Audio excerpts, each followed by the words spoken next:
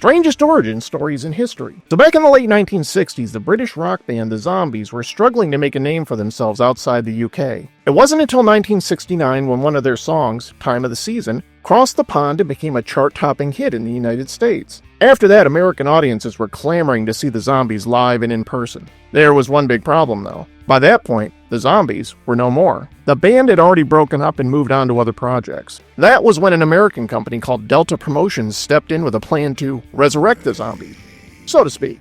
Because the Zombies were not widely known in the US before then and hadn't really had their photos appear in many American rock magazines, Delta Promotions figured they could get away with putting together a fake band and calling them the Zombies. This group of musicians learned a few of the Zombies songs, including Time of the Season, and went out on tour. Audiences were confused, though, because this southern blues-tinged rock band didn't sound much like the group they all heard on the radio. Plus, there were only 4 band members, even though the original Zombies had 5 people. But, for a while at least, the con held up. Delta Promotions actually had a history of doing stuff like this. They also put together a live band calling themselves the Archies after the success of the popular cartoon series. It was only after Archie Comics sued them that they finally backed down. Delta Promotions tried this same thing again with a fake version of the band The Animals. This band went down in flames though after Eric Burdon, the real lead singer for the real band The Animals, showed up at one of the fake band's concerts armed with a baseball bat and looking for some payback. Delta Promotions actually put together 2 separate phony bands, each calling themselves the Zombies,